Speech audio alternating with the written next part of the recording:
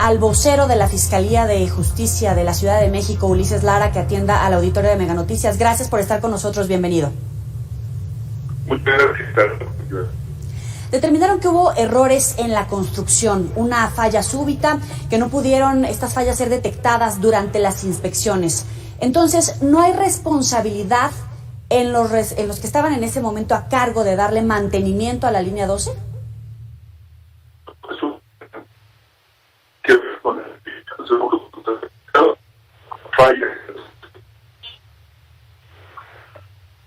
Ulises, vamos a tratar de mejorar un poco la comunicación. Estamos teniendo ahí algunos problemas. Hace unos minutos apenas la Fiscalía entregó este informe que evidentemente los mexicanos estábamos esperando, un informe detallado con argumentos que ellos han reunido durante esta investigación, más allá de los dictámenes que habían entregado tanto el gobierno de la Ciudad de México como por supuesto la empresa DNB.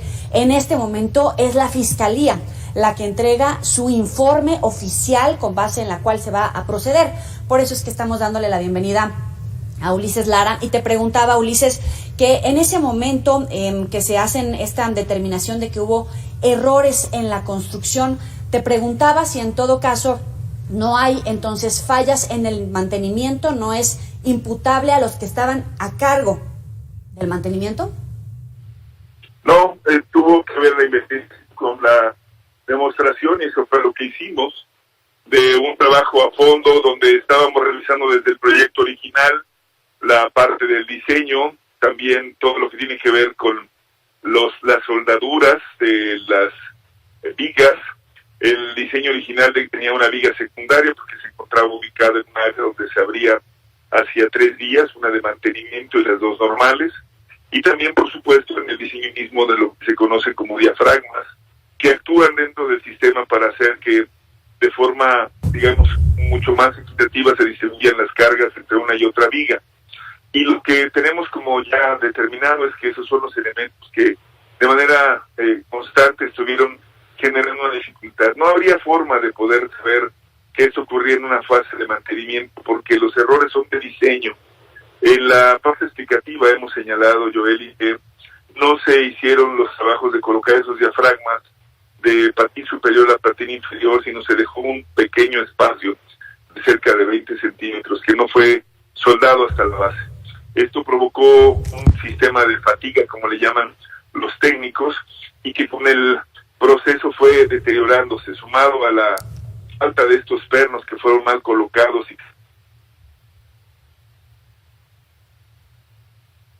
Ulises, nos quedamos en esta parte de la falta de estos pernos que fueron colocados, incluso un argumento que hemos venido repitiendo desde el inicio, que se dieron a conocer, obviamente todos los dictámenes técnicos de expertos que mencionaba incluso DNB y que en este momento también recoge la Fiscalía Capitalino, puntos que coinciden durante la información que ha transcurrido durante esos meses, Ulises, y que es importante retomar. Adelante.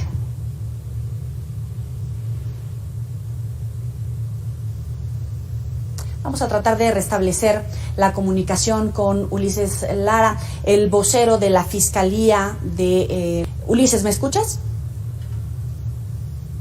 Vamos a tratar de restablecer la llamada con Ulises Lara. Importante esta parte que decía Ulises respecto a que a pesar de todos los trabajos de mantenimiento, que también hay señalamientos de que faltaba mantenimiento, durante esas obras de mantenimiento que sí se dieron, no podían ser detectadas estas fallas. Ulises, adelante. Sí, señalaba yo, y gracias y disculpen por la situación, pero tiene que ver con un tema de construcción en la instalación de estos pernos que van adheridos a los patines y que estaban cubiertos por unas dosas. Estos pernos estaban embebidos, es decir, no podrían ser vistos porque estaban cubiertos por cemento. Cuando se genera el colapso y se observa, se detecta que estos no tienen la capacidad de soldadura que permita mantener esa adherencia. Incluso se detecta que tampoco había suficientes ni en los lugares en donde deberían de haber estado colocados los principales. Esta es una falla constructiva que evidentemente pone en riesgo toda la estructura, pero adicionalmente, en el diseño, tal y como estaban estos que se llaman diafragmas y que le explicaba a ti, al auditorio, sirven para distribuir las cargas entre las propias vigas no estaban instaladas hasta el piso inferior las soldaduras de las mismas, lo cual provocó una fatiga que se llama fatiga por inducción, que permitió al cabo del tiempo y por el paso del desprendimiento de los propios pernos que se diera este terrible suceso, porque, para decirlo muy sencillo, se doblara. Si esto además se le suma el factor de la mala soldadura, se convierte todo en su conjunto en una situación grave y supone evidentemente a la obra no en un problema de mantenimiento, no era un asunto predecible, visible, ni siquiera incluido dentro del manual, sino era un problema de diseño, de origen y construcción. Eso es lo que ha recuperado el propio dictamen de la Fiscalía, Joel, y sobre eso es que estamos señalando que al caso que tenemos como homicidio, por supuesto, de 26 personas que fallecieron en el evento, más los 97 lesionados y los efectos de daños que afectan a toda la ciudad, que también es una víctima, que hemos calificado de homicidio culposo, lesiones y daño culposo, y por eso serán presentados nuestros resultados ya ante una audiencia de juez que determinará la posibilidad de citar a los probables responsables. En eso estamos, Joel. En este orden de ideas, el responsable del proyecto Metro, Enrique Orcasitas, el director del Sistema Transporte Colectivo Metro, Francisco Bojorquez, y los representantes legales del consorcio, como responsables en ese momento del diseño y la construcción de la línea 12 del metro, ¿estarían citados a estas audiencias en las próximas horas? Le puedo adelantar, Joel, que estamos identificando personas morales y personas físicas, y que no va a ser sino hasta que ya lo pueda determinar el juez y que nos dé la citación para cada uno de ellos, que lo vamos a verificar. Pero lo que sí le puedo adelantar al auditorio es que sí hay personas morales y personas físicas señaladas como probables responsables de los hechos. Ahora, hay imputaciones por delitos como homicidio doloso, esta precisión que hacías hace apenas un momento, lesiones y daño. ¿Cuáles son las penas previstas en la ley para estos delitos? Bueno, eso puede también igual variar. Va a depender de lo que el propio juez tenga como pruebas para poder hacer esta valoración correspondiente. Lo que también creo que es importante, Joel, y si lo mencionas en ese sentido, si estamos hablando de qué es lo que estaríamos esperando como resultado de justicia, a nosotros no nos ha preocupado tanto el tema de si podemos sentenciar a más personas y meter a más personas a la cárcel o que tengan la privación, sino la posibilidad de que pueda haber una situación de justicia restaurativa integral para los que han sido víctimas directas e indirectas de este evento. Creemos firmemente que es importante que no pueda haber tampoco revictimización, que las personas puedan recibir el apoyo para su desarrollo y que puedan estar integradas de manera clara a su vida normal, a sus proyectos. Y una de las tareas que hemos insistido mucho es en la posibilidad, en cualquiera de estos casos, que se pueda acceder a ese nivel, a esa justicia restaurativa. Así que más que estar pensando en el tema inicialmente de si se puede o no sentenciar a un número de determinado, es la posibilidad de que pueda haber un acuerdo entre las víctimas, entre las personas que pudieran ser probables responsables, y evitar al máximo la posibilidad de la repetición de este tipo de eventos. La Fiscalía es finalmente la posibilidad de acceso a la justicia de los ciudadanos, y luego de la investigación y los casos estamos presentando estos elementos al juez y esperamos que ya las personas que han sido víctimas directas, como las personas que puedan ser probables responsables, acudan, se presenten y puedan hacer propuestas respecto a cómo enfrentar este proceso. Esa es la tarea que tenemos hoy. Claro.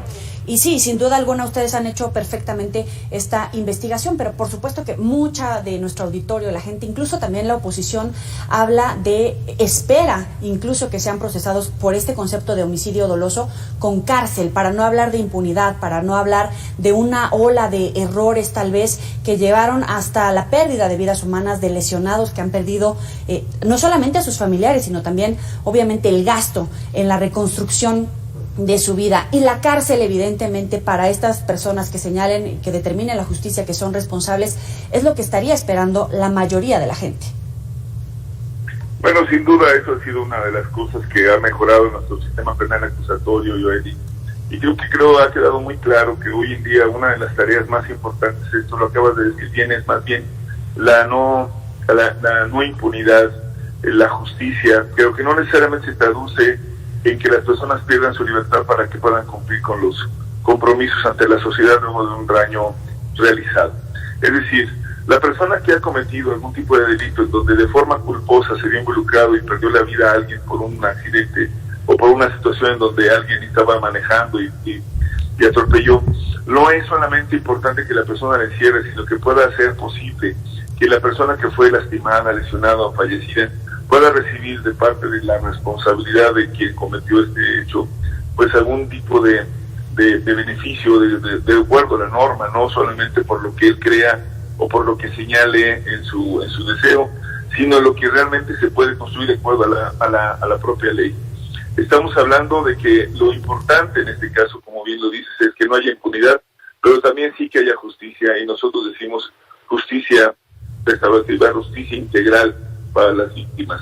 Claro. Así que nosotros estamos en esa ruta y sobre eso vamos a construir también nuestro proceso. Ya una vez que lo tenga en sus manos el juez, estaremos informando de los citatorios y de quienes se acogen o no al sistema y cuáles son las propuestas que están surgiendo al respecto, Joely.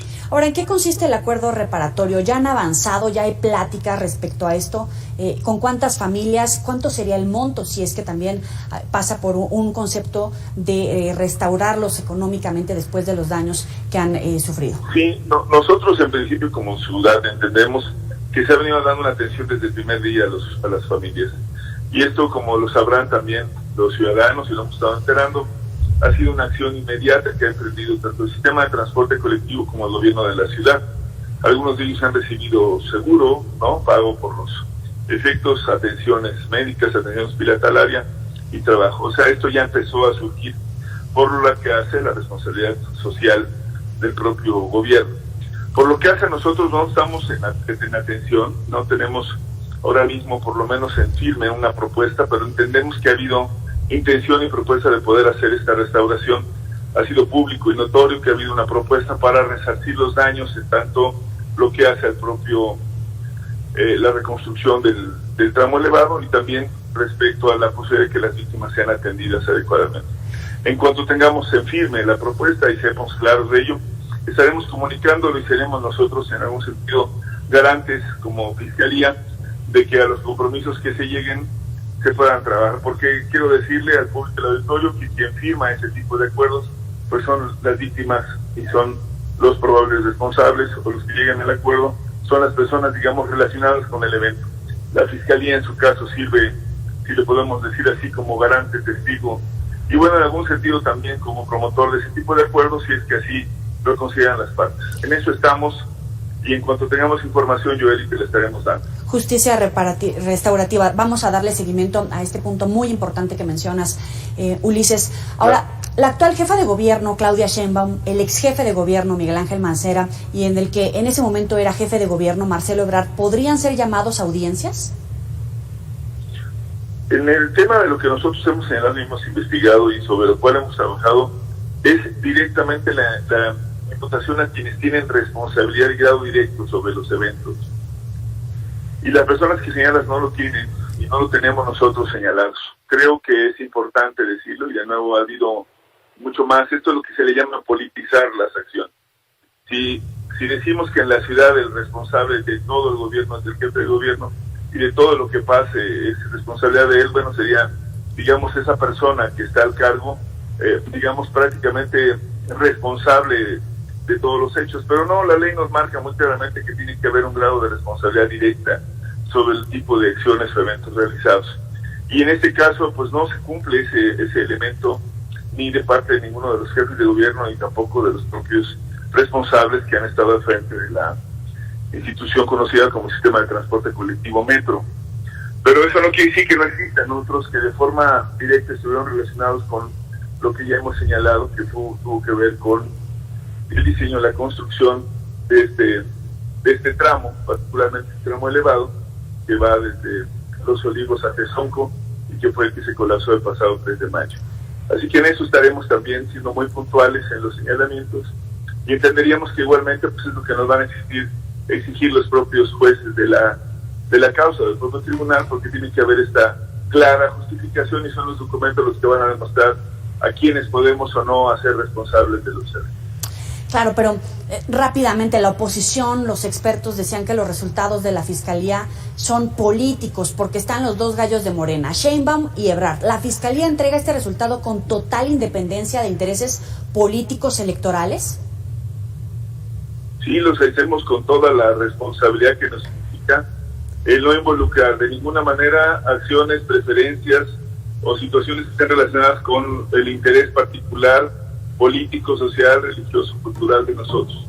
Se hace sobre la base de un interés con el componente científico, metodológico, y que en materia jurídica nos permite hacer un señalamiento de imputación. Ni vamos a fabricar culpables, ni vamos a hacer responsables a quienes no son, sino vamos a ceñirnos estrictamente a lo que marca tanto la ley como lo que nos pide y lo que nos puede ofrecer las propias pruebas. Así que no lo hemos, o sea, no ha sido sobre la base de simpatías o antipatías, Joely, sino sobre la base de datos concretos, puntuales, comprobables, verificables, con los que estamos haciendo los señalamientos y, por supuesto, con la autonomía que nos otorga la Constitución para hacer estos señalamientos como Fiscalía General de Justicia de la Ciudad de México. Ulises Lara, vocero de la Fiscalía General de la Justicia de Ciudad de México, le agradecemos muchísimo estos minutos para el auditorio de Mega Noticias. Vamos a estar muy pendiente de la información y de esta justicia restaurativa que bien ponía sobre la mesa. Muchas gracias y buenas noches. Muchísimas gracias, Joely, y gracias a tu auditorio. Muy buenas noches. Hasta luego.